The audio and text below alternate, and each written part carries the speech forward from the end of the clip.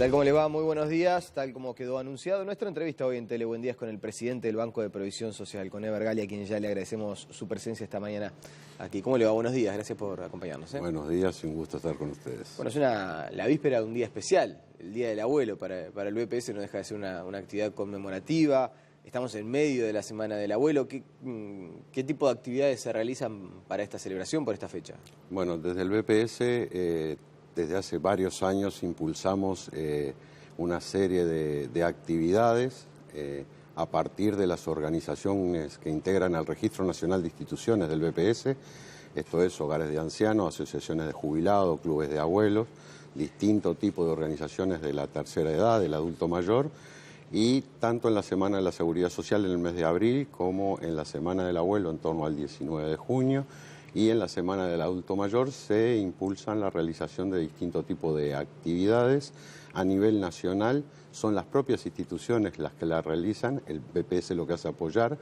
En este caso normalmente se hacen muchas actividades de contacto intergeneracional, se hacen actividades de hogares de ancianos con escuelas, con niños, y esto es a nivel de todo el país. Nos parece que es bueno para las organizaciones, es bueno para los complejos habitacionales. El BPS administra complejos habitacionales que tienen 6.000 viviendas, donde viven jubilados, fundamentalmente de bajos recursos, y bueno, son actividades que se realizan en forma conjunta.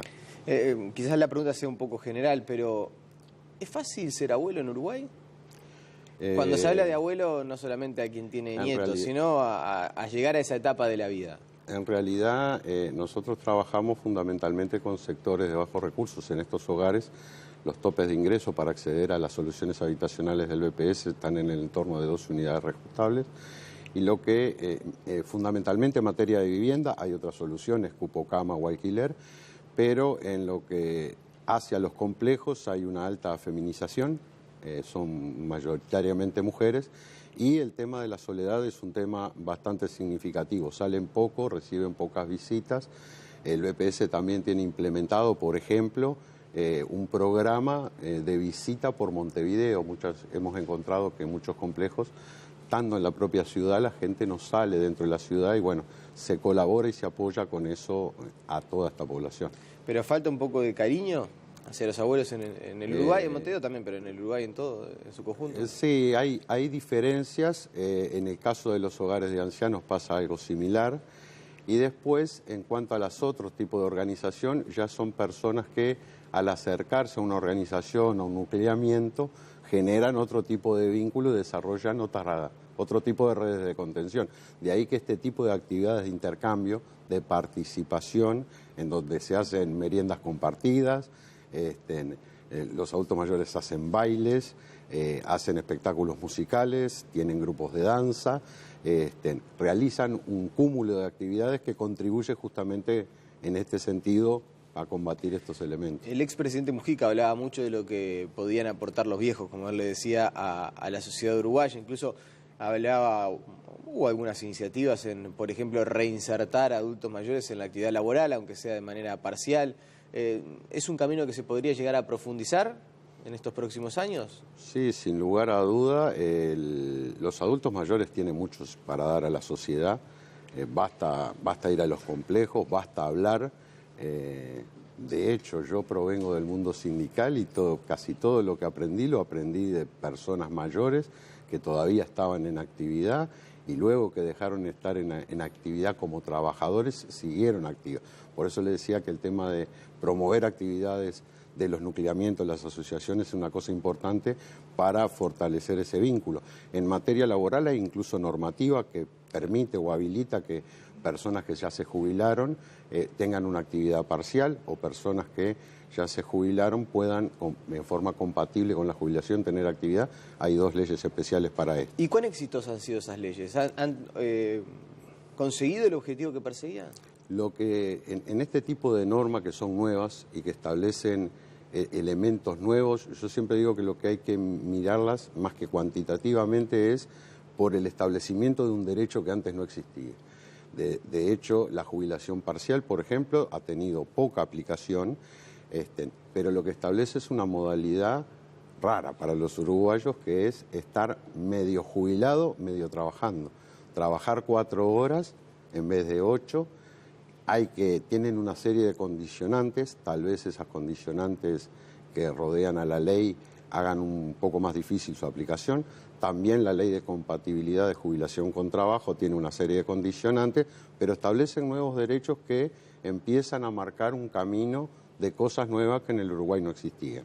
Para usted sería una buena cosa que, por ejemplo, se revisara este tema de las exigencias para una jubilación parcial o eventualmente para, estando jubilado, reinsertarse en el mercado laboral, aunque sea de manera parcial. Sí, yo creo que esas son de las cosas que hay que ir analizando a medida que se van poniendo en marcha los distintos instrumentos y, como le digo, en el Uruguay, en realidad, la incompatibilidad de estar jubilado y trabajar es para la inmensa mayoría de los jubilados que son de industria y comercio, porque los jubilados de otras afiliaciones en industria y comercio pueden trabajar. Por ejemplo, un jubilado de la actividad civil puede trabajar en industria y comercio y seguir cobrando la jubilación civil. Un jubilado de afiliación rural puede ser jubilado, cobrar y trabajar en industria y comercio. Pero industria y comercio es la mayor afiliación, el 80%, 80 y pico por ciento, pero el jubilado de industria y comercio no consigue trabajo como civil o como rural. Entonces, la ley de compatibilidad tiene una fuerte orientación a tratar de ir equilibrando esa situación y, como toda cosa nueva, necesita permanente revisión, sobre todo en esta materia. ¿Y recuerda de memoria cuánta gente se ha acogido a estas nuevas normativas? No. Me decía que son pocos. Son pocos. Sí, la ley de jubilación parcial no recuerdo, pero en el caso de la ley de compatibilidad implica que tiene que haber un acuerdo entre empresa y trabajadores que tiene que ser aprobado por el Ministerio de Trabajo, y hay un par de sectores de actividad que han hecho acuerdo con algunas pocas personas. ¿En qué valor está hoy la jubilación mínima en Uruguay?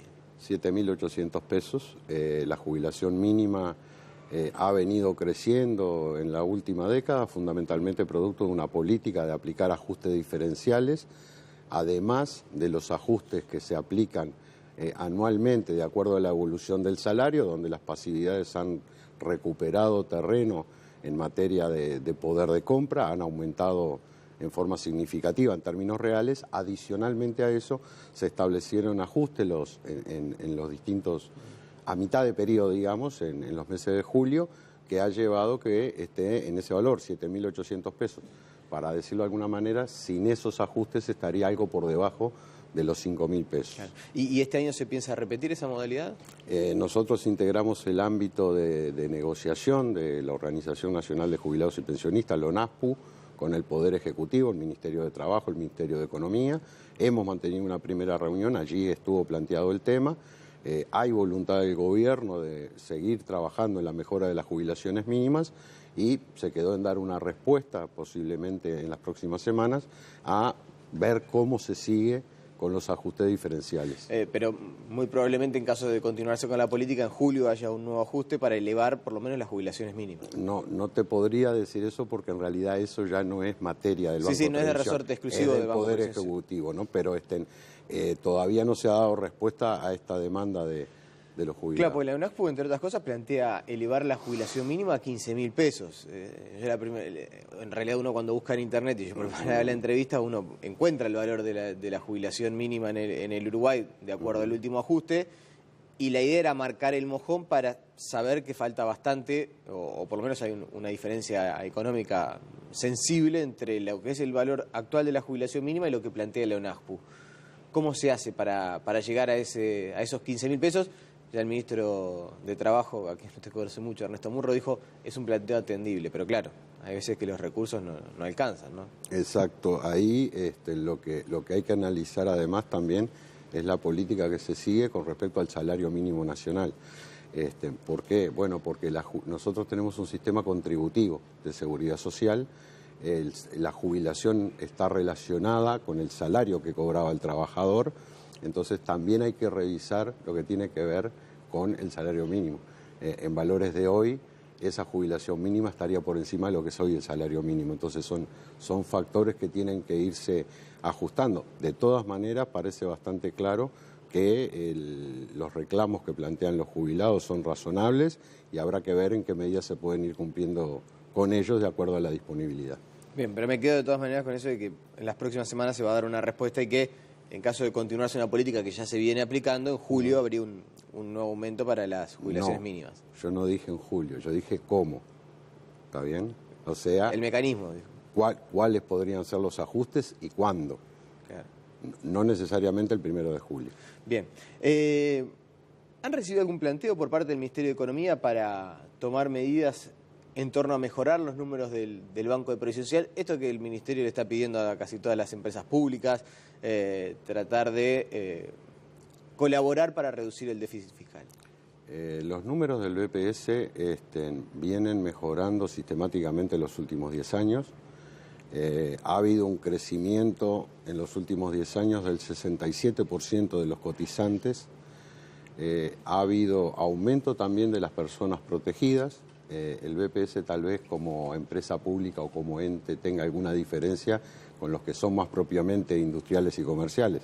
Es un ente de carácter social y uno de sus cometidos fundamentales es la cobertura de la población. También ha crecido la cobertura a la población y en materia de asistencia financiera desde 2008-2009 los números son sumamente bajos. Para que tengan una idea, la asistencia financiera neta del gobierno central al Banco de Previsión Social en 2014 fue del orden de 55 millones de dólares. De hecho, esto en términos históricos es prácticamente no hubo asistencia financiera. De todas maneras, el objetivo de mejorar los números siempre está, es una constante del trabajo, tanto en lo que tiene que ver con cotizantes como lo que tiene que ver con la calidad de las prestaciones y la mejora de la gestión, que en este periodo es uno de los centros de trabajo. Yo planteaba ahí, cuando pensaba en la pregunta, decía, bueno, hay todavía mucho para avanzar en cuanto al combate al informalismo. ¿Son unos 300.000 uruguayos los que todavía siguen trabajando con algún tipo de informalidad en el mercado laboral? Sí, en los últimos 10 años la informalidad medida por la Asesoría General del Banco de Previsión Social ha pasado del 38% al 18 y pico por ciento. Ha habido una baja muy importante, esto tiene su correlato en lo que decía del aumento de los cotizantes, y cada vez nos concentramos en los núcleos que podríamos llamar más duros de informalidad, los más difíciles de formalizar. Por ejemplo, en los últimos 2 años ha mejorado más en los sectores más duros de formalizar. Por ejemplo, el sector doméstico tenía 35, 40.000 trabajadoras registradas, ahora tiene 70.000. La mejora es mayor que la mejora general, pero todavía sigue quedando trabajo por hacer. Sector construcción y sector rural son 2 sectores también que esto no es solo en el Uruguay, es en el mundo.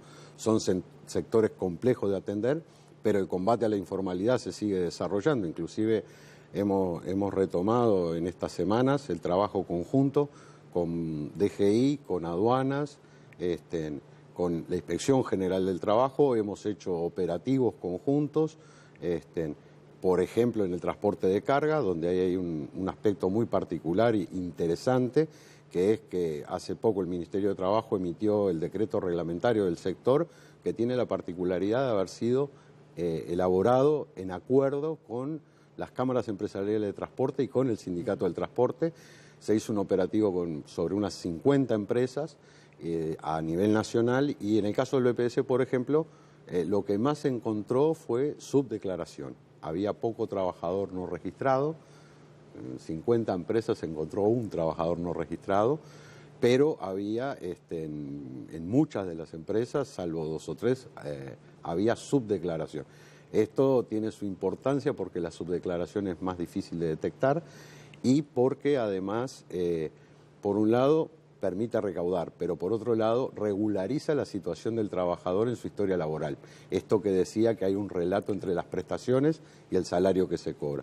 Y bueno, de hecho, en cifras preliminares se encontró una evasión del orden del $1.000.000. De manera que ¿Solo con el BPS? Solo con el BPS. Solo con el BPS, los otros organismos, es decir, los operativos son coordinados y conjuntos y cada organismo hace su trabajo en su materia específica. Ahora es una nueva modalidad esto de que el BPS también participe de las operaciones de la Dirección General de Impositiva. No, ¿O es algo que se viene ya aplicando? Ya veníamos trabajando en años anteriores. Siempre se habló mucho del cruzamiento de datos y bueno, lo que eso ha permitido mejorar algunos núcleos o o sectores que son más propicios y propensos al informalismo. Sí, sin duda, desde el punto de vista de la evasión, a ver, una empresa que incumple normas laborales ya tiene una marca de que seguramente esté incumpliendo con algún otro organismo estatal y viceversa.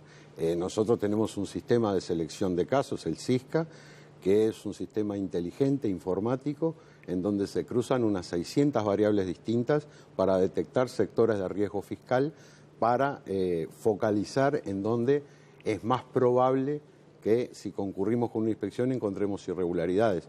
No es que nos guste encontrar irregularidades, pero sí al usar recursos para salir a hacer inspecciones, que esas inspecciones tengan un resultado en cuanto a detectar situaciones irregulares. Y bueno, hace años que se hacen estos trabajos, pero en particular en este periodo se van a acentuar las inspecciones y las actuaciones coordinadas porque lleva también más eficiencia al trabajo. Bien, quiero consultarle también, ya que estamos hablando de irregularidades, en el BPS se había puesto mucho hincapié e incluso hace algunos años se habían descubierto maniobras de jubilaciones truchas. ¿Se sigue trabajando? ¿Se han descubierto nuevos casos? En el BPS tratamos de que los sistemas y los procesos sean lo mejor posibles, que los trámites sean lo más fácil posible para la gente y tenemos sistemas de controles para que esos sistemas no sean vulnerados. Hacemos inspecciones permanentes a nivel nacional, auditando expedientes.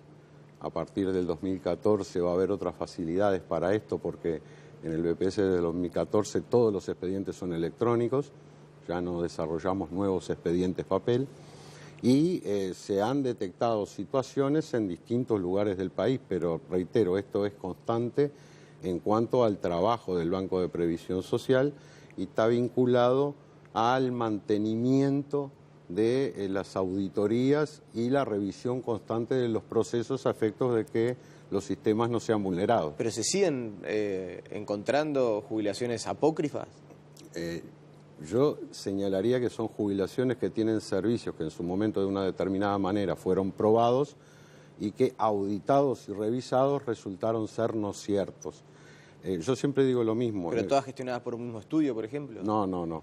¿Son casos aislados? No, si usted me está preguntando por algún caso en particular. No, digo, en su momento se habían conocido algunos estudios que generaban jubilaciones conocidas truchas, se hablaba de cerca de 400, y usted me dice que siguen apareciendo, y hay veces que uno se pregunta si en realidad son casos aislados o si hay una maniobra de algún estudio o algún abogado. Eso también se trabaja desde el punto de vista del análisis. Por ejemplo, una de las cosas para determinar jubilaciones a auditar son aquellas en donde se presentan, por ejemplo, solo años de trabajo anteriores al año 96. La ley establece que años posteriores al año 96 no se pueden probar por testigos, pero años anteriores sí. Entonces, las jubilaciones que presentan personas que dicen haber trabajado solo hasta el año 96 son candidatas a ser auditadas. Otras jubilaciones que son candidatas a ser auditadas tienen que ver con el monto jubilatorio o la forma de probar los ingresos y demás. Se aplican, otro aspecto que se revisa también, se analizan las pruebas testimoniales y se ve si hay cruces de testigos. O sea, hay muchas formas de analizar en distintos planos y de hacer auditorías. En definitiva, los sistemas siempre son vulnerables en tanto haya personas que no estén dispuestos a cumplir la regla. Estos controles lo que hacen es tratar de ubicar y si hay algún modus operandi, establecerlo, desarticularlo y mejorar el proceso. Pero cuantitativamente, ¿cuántas jubilaciones se encuentran por año apócrifas? Es un número relativamente bajo. Desde la aprobación de la ley 18.395, que flexibilizó el acceso a las jubilaciones y creó algunas causales nuevas de edad avanzada, el BPS pasó de 15.000 altas anuales por allá por 2007-2008 a 30.000 altas anuales hasta el 2013. Ahora ha decrecido un poco porque esa flexibilización redujo la cantidad de años de trabajo requerido en la general de 60 a 30 años, antes eran 35 de trabajo, y en la de edad avanzada permitió un escalonamiento que con 65 años de edad y 25 de trabajo la persona ya se puede jubilar. Eso generó un movimiento muy importante de trámites y de altas, porque había gente que hacía años tenía ya probados o casi probados 25 de trabajo y estaba cerca de la edad, y generamos muchas altas más. Pero los casos son algunas decenas en todo el país. Bien. ¿Y cuándo se empiezan a instrumentar, el tema de decir esto es un proceso continuo, pero las mejoras para controlar las certificaciones médicas?